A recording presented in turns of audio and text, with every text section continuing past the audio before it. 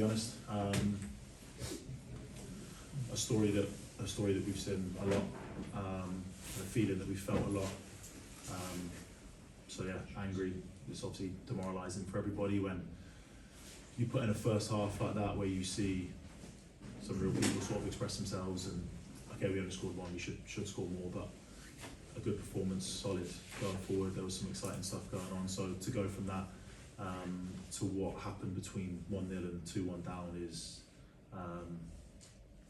honestly, I would love to know exactly what goes through half the lads' heads at times, or us as a team, what goes through, how do we get ourselves in that position. But it's a story of the season really, and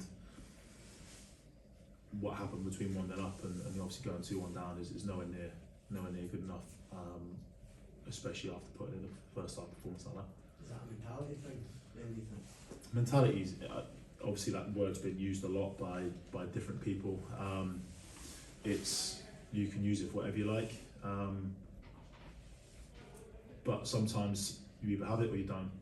What this club needs, and I won't speak about what is, but what the club needs is it needs a group, a squad, a togetherness that lives and breathes what this club's about, and it's not getting that, and it's not being shown enough. So also be careful how I say things, but that's the truth and reality of it. That's, I think, what the fans are then seeing.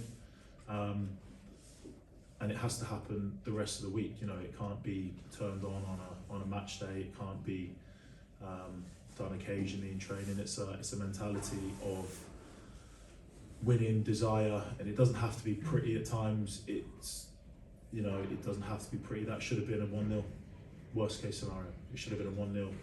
Bodies on the line. If it gets scrappy, so what? Come away with 3 points. But at the minute, we're not showing that we have enough of that. And that's ultimately what this club needs, first and foremost. Jack, do you feel as though there's maybe some players here who maybe just don't appreciate the magnitude of the club and just what's required on a day-to-day basis? I won't say that, because everyone's here and everyone's got the opportunity to play for this fantastic club, so they're here for a reason. But maybe they have an opportunity still to grasp that. It's better late than never, but at the minute we're not doing it or showing it enough as a team. Now you can point fingers wherever you like, or put it down to whatever you like, but it's a requirement, as I've said, at this club to be 110%, whether the quality's there or not. At times the effort and the desire to win, to not get beat, to not concede, needs to be there all the time. And at that point, crazy things can still happen. You can still draw, you can still lose, but it's all too often that we're finding ourselves in this position. Jack, well, you see the players need to do more. How difficult has the last week or so been? Because there's obviously the uncertainty still surrounding who the new manager might be, when he might be coming in.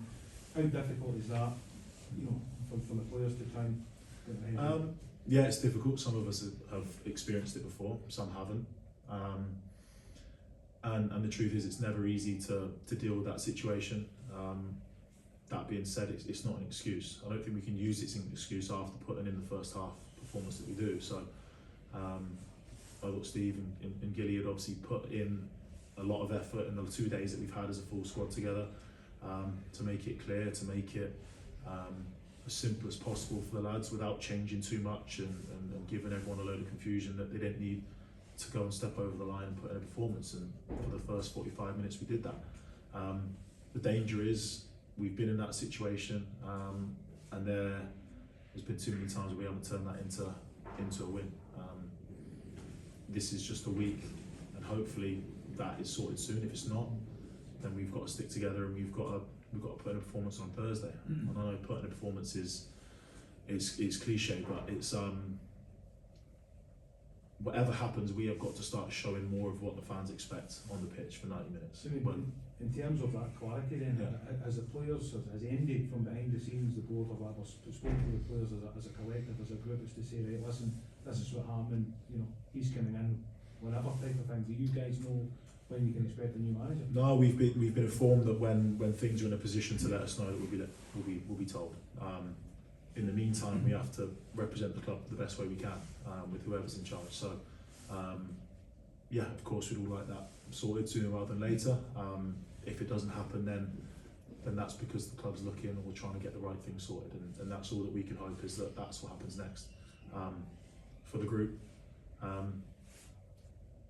we have to find a way of putting in a performance for 90 minutes and getting some wins regardless of losing charges. Jack, is it a danger though that if this form continues and there is continued uncertainty, the season can just drift away and get away from him? Is that a danger? Of course it can. Like, it's not.